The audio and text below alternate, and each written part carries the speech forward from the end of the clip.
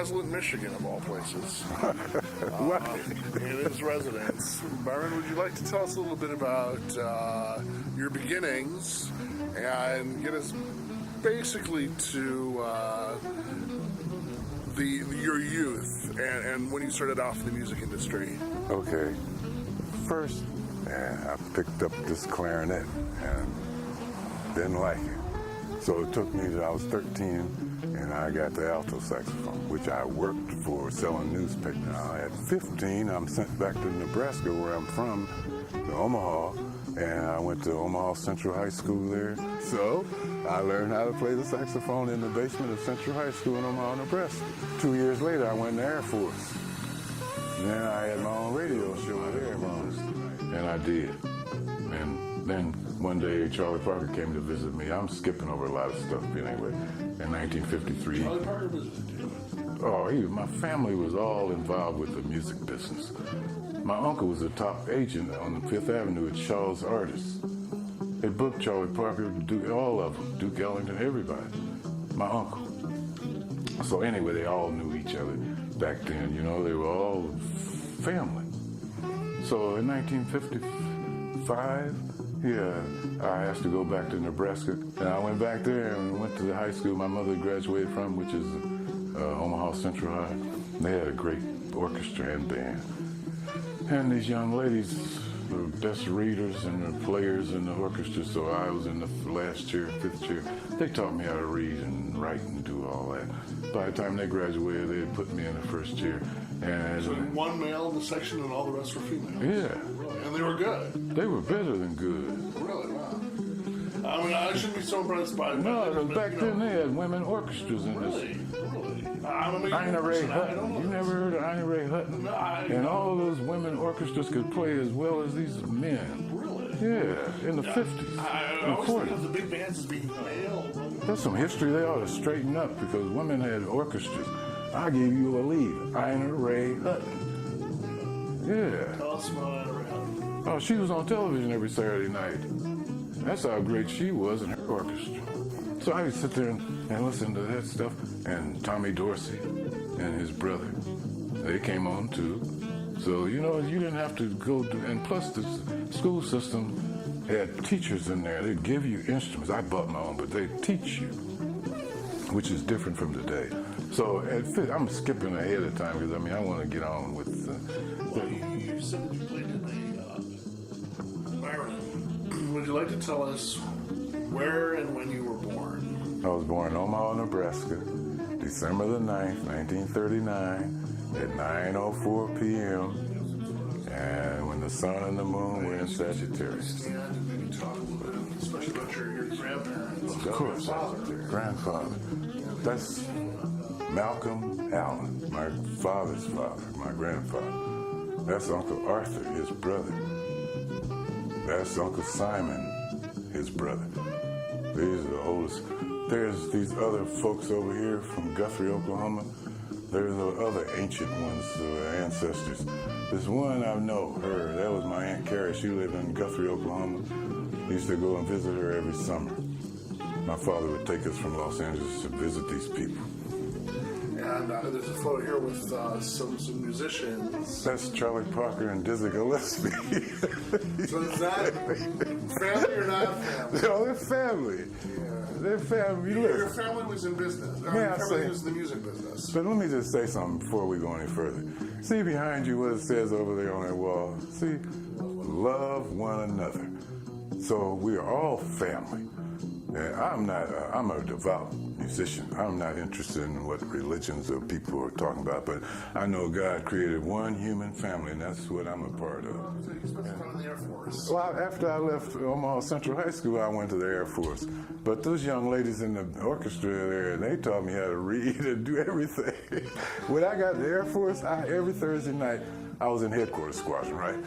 Special services. So I had a radio show every Thursday night. Tell us about your radio show. It broadcast from from where I was stationed at Dover, Delaware, it went to New Jersey, Washington, D.C., Virginia, Maryland, Pennsylvania, and up in New York. He told me he knew John Coltrane. This is just military bases, or was this, he took me up there one week. No, it was done on the. He took me to Coltrane's. The bass player was the Maltators and Coltrane. Recording from the service house, Paul Chambers. And I couldn't believe it. Anyway, Paul was such a nice friend. He started teaching me all the rhythms. So one day his wife said, "You want to meet John Coltrane?" I said, "No, I'm scared." She said, "We'll take you over there." Anyway, they took me to his house over in Manhattan, and he was walking through the house playing all that powerful music. And I was scared to death. I'm not gonna lie. So his wife, Juanita, said, "Paul's scared of you." He called me by my first name. I mean, the middle name. "He's afraid of you, John." Anyway, one day he said to me, "Come on, I'm gonna take you for a ride." I said, "How do I go with you?" So we got in the car, and I found out the man was just as poor, as humble, and he became my big brother and my best friend. And without him, see, I believe that there isn't any such thing as coincidence. Everything is planned. You played with his band, or you practiced? I know. We're getting ahead of it, but one time, I used to run back to California after that because I was afraid. I didn't like New York. Anyway, he'd come out to my mother's house and get me. So the last time I went there, my mother told me to put my stamp on the music and leave since you don't like it. But I ended up getting married and having a baby. So John called me one night and said, "You have 30 minutes to get over here to the half note." And I told my wife I had to run all the way across Manhattan to get over there in time. And that's when I made my debut with John Coltrane and in New York City. And I played with his band, and it was great. And that band led to your own band. Well, he told me, I said to him one day, "John, I think if you do it like this, you can do it better." He said, "Listen, genius, since you're such a smart genius, you get your own band." And that's what I did. Boy. Oh. We talk about this. Okay, well, that's my debut. Tell us about what day is this? That's Where is March, this? May the 1st, 1965 at Town Hall. It was an international debut for a bunch of those people on that ESP label. And I went first. Bud Powell, the great piano player that played with Charlie Parker, he played solo piano first, and then I came on. And that was when my career started. And this is a quartet, a quintet? I had two basses. Two basses. Really? Two drummers. Oh, really? Piano player and a trumpet. The great late Don Cherry. And myself on alto. Yeah, I had two basses. Coltrane had two basses on a record, and I was trying to ask him, and he wouldn't tell me what the person was. I was trying to write it myself. So I did. Registered in the United Kingdom. And you see what it's about is if you read it, you don't want me to read it, do you? I have the honor to inform you that you were this day elected fellow of the International Biographical Association by unanimous decision of the board sitting at Dartmouth, Devon, England. It was decided by that. Ernest K. Ernest K. Yeah. And would you like to tell us some more about the other? And this one up here is for the advancement of human thought through the spirit of music. That one came from the Dictionary of International Biography. That's very nice. Well, okay. We're in court with your wall. And this is from the United States Air Force. You didn't want to talk about very much. Well, I liked it, man. But I mean, okay, I loved it. But back then in the 50s when I was in there, the racism was so terrible that they drove me out of there. I mean, I just didn't want to be bothered with this. It's titled The Secret's Out. So I went back to my hometown to do it after 35 years absence. And that's the result of it. And is the Interface album and The Secret's Out available? I don't know. I own this one. I produced this one through the Catholic Archdiocese of San Francisco. Pope John Paul II. It's about the first record. Period. If you don't like working with somebody, go into business for yourself. and they wouldn't pay me, so I refused to play. This is my oldest daughter. Their mother and father I've been knowing for a long time. And I remember when they all came into the world. And this little one just got here last September the 30th. And I've been knowing them all their lives. And this young man here, he's a friend of the family, and that's his daughter. And you know what? He was a tank commander in the Army. We're good buddies. That's his daughter. And this young man is the manager, my dear friend, of this complex I live in. That's her son. And that's her beautiful daughter. And this one here is my niece, my grandniece, and my daughter. And that covers it for them. Do you have a particular piece of your own music that you'd like to mention to these children? The music was for them. Yes, there is one, and it's titled Duets. And I do it with the French horn player. And that's the one that I think that I'm most proud of. Because it has dance to it. And from the Air Force Base in Dover to weekends at New York to stay, with John. So after I got out of the Air Force, I went back to Santa Monica, my mother's home. And John would come out there when he'd come there, and he'd come to my mother's house. He's just family. He's asking me how I'm doing, what am I want to do. And I was finishing cement with my father. 20 stories up on the buildings. I didn't want to go into music. I didn't want to be bothered with it. So anyway, my father got me in a union, Cement Masons Union. Now, one day I kept telling, we was 20 stories up, and I kept telling this laborer to hand me my bucket of tools out there on the scaffold and don't jump out there. Anyway, I was over there sanding the building, and I heard the cops, ambulance coming up Sunset Boulevard. He'd fallen off.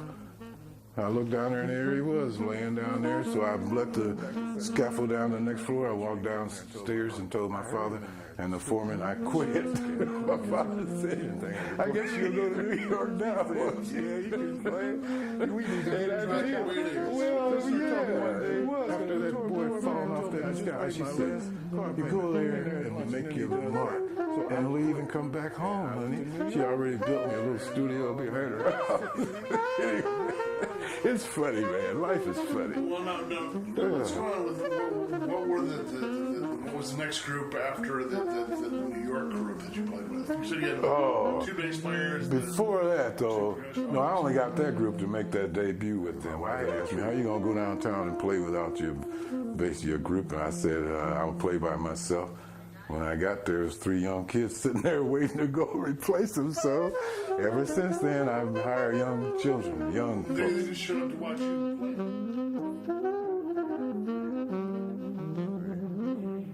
I've been telling him you've been saving my life. You see. Well, that's what friends are for, right, Byron? Yes. And we got the children's pictures in them, and it's beautiful. Yep, that's wonderful. They filmed it, and I explained it. I mean, we got it. Did you have any questions for me? Well, have you heard any of his music? Absolutely. She's heard it all. Absolutely. She's the only one's heard it all. Yep, and I have some of the early stuff that he did. And the last one. And some the newest stuff, and my children, actually. Sarah, she's 9. Okay. She loves it. There's Sea Song. Yeah. Sea Song was her first favorite one. And you had didn't you do that In New Orleans. In New Orleans, yeah. And she was doing ballet to it, loved it. And See, it was about really the wonderful. children. So See what I mean? Next generation. Oh, that's who it's for. And Without in them. the car, the stuff we played the music. Both my son, he's 11, and my daughter really love it. They do. Do you have a very favorite title, Byron? No. I do. There's a couple that I really do like. We really like the Byron song. What is So, the one Reverb. with the reverb? I love that. I think that's an amazing song. And, I'm not going to say anything. Also, I like the duets. The duets. Yes, and You told us there's a horn duet, him with that French horn. French yes, horn. That's the one that's she's a really speaking good about. one. And the piano one is quite nice as well. Okay, okay. Yeah. I'm being humble, man. I don't know what to say. Byron was wonderful man. I just met him maybe about 5 years ago. I started working here and met Byron. And It's been that long? it's in December. It'll be 5 years. Can you believe that? Seems so like it hasn't been that long at all, doesn't No. it? It really has. And I don't know, very. Yeah, he sure. Yeah, but we just showed the pictures of the babies. I mean, I should stop calling them babies. The children. Yeah, they And grow that's up who fast, keeps you though. and that's who keeps you young. Yeah, it's true. And Love them and you'll be basically, here. Byron and I, we have a mutual respect for each other and understand. Step back to New York. Being friends is really And some of the positive experiences that you had in New York. Coltrane, Right. band. Where was your band playing in New York? I had a band. Oh, we played at some place down in the village. Didn't last long because every time I go to collect the money, there was no one to pay. And Coltrane said, I came down here to see you last night and you were gone. So what happens, they play from 9 to 4 in the morning. I'm not going to do that. This is when the stuff starts changing. At 11 o'clock, I was home with my wife and new baby. So they come too late. I was at home, so they didn't get to see me play. But they got to see me play. I mean, I played in afternoon for places where children could show up. No liquor sold. No. On my birthday, December the 8th, the day before my birthday, 1965, some guy down there in the village opened up his place to the children, no liquor.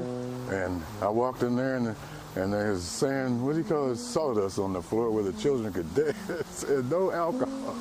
So that was a great change, you see? And that was beautiful.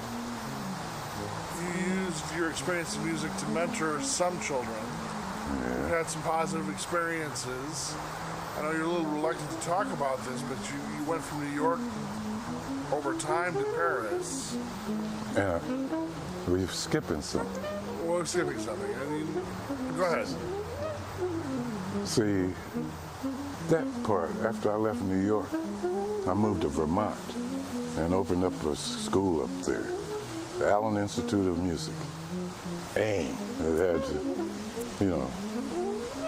And then this guy, Martin Luther King, gets assassinated. So I took my wife and daughter to San Francisco, and then the things changed again. The Swedish cultural attaché over there at the Swedish consulate invited me over there to play and meet the king and the queen.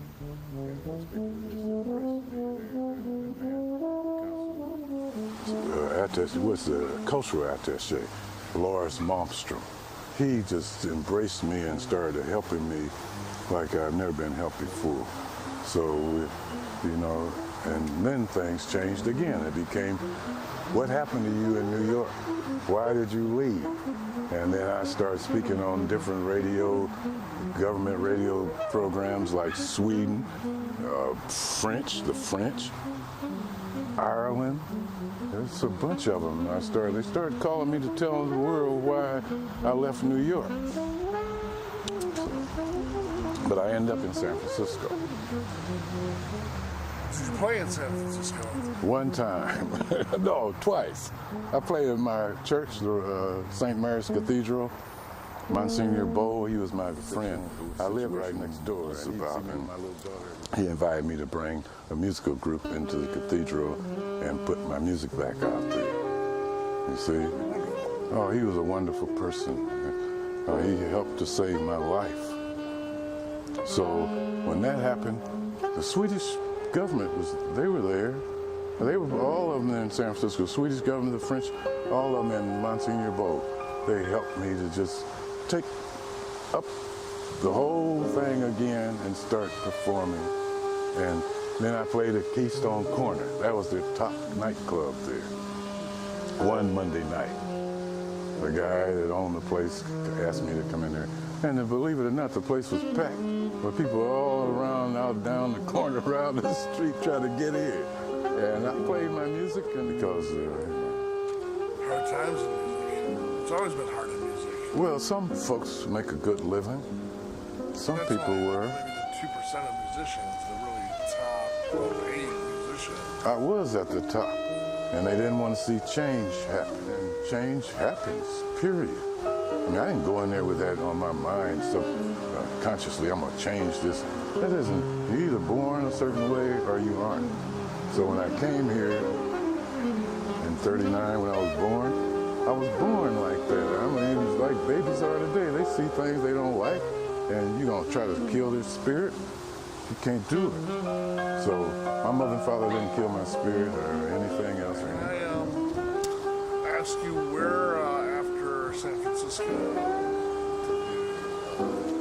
do you want to talk about after? Oh, of course. That's when things changed again. I moved to New Orleans, and for 2 years I stayed there. One day, my phone rang. Oh, we're from Yale University, sir. Can we come and see you? I said, oh, yeah, come on. Let me hear what you have to say.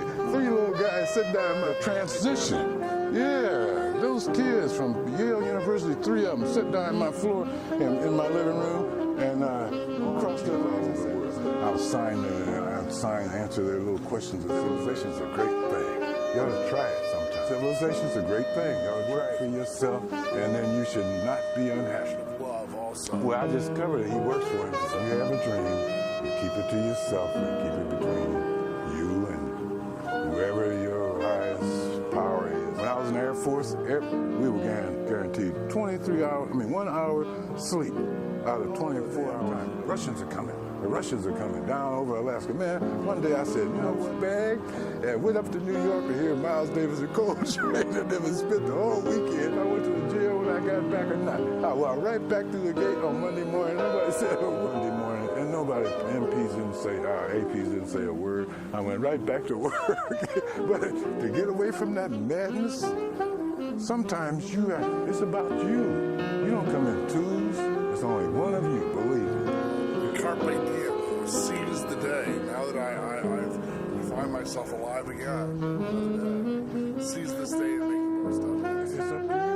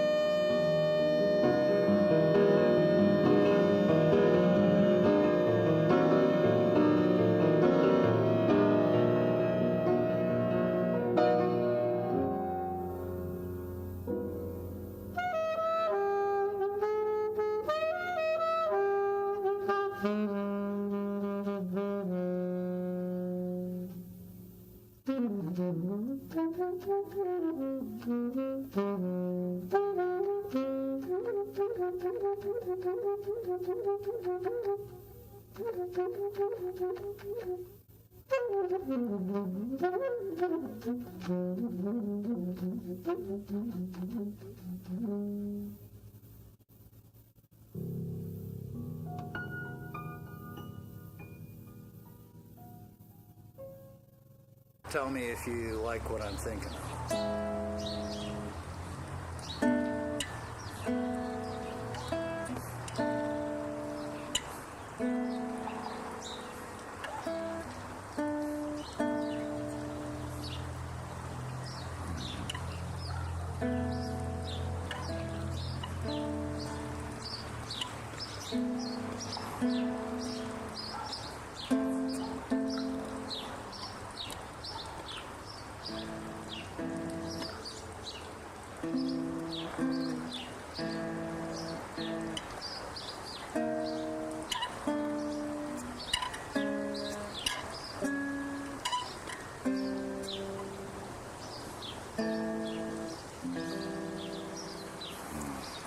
just ideas. So That was beautiful what you just did to me.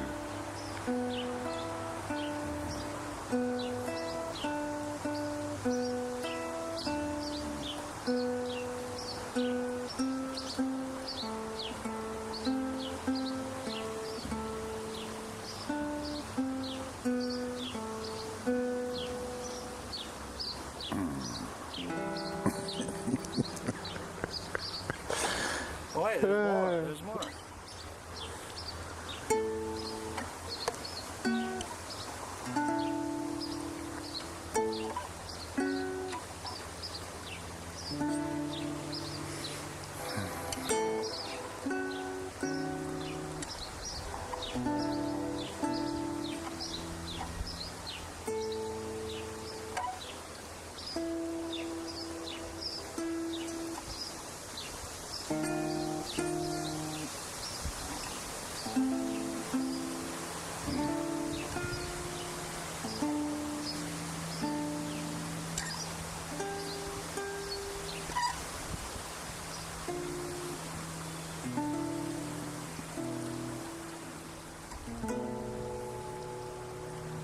This is beautiful, man.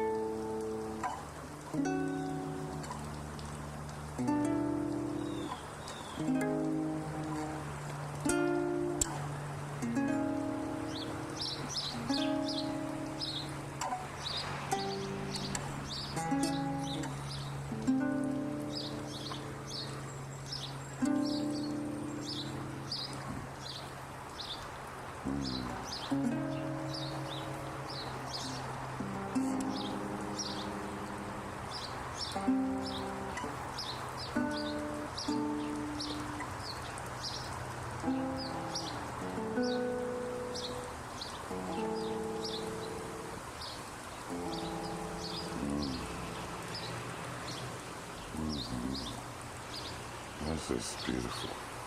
Thank you. Don't play anymore. Don't you play anymore. You did it, man. Oh, man. This is beautiful. See, that gets to the soul and heart. I'm through, man. I'm finished. Man. Boy.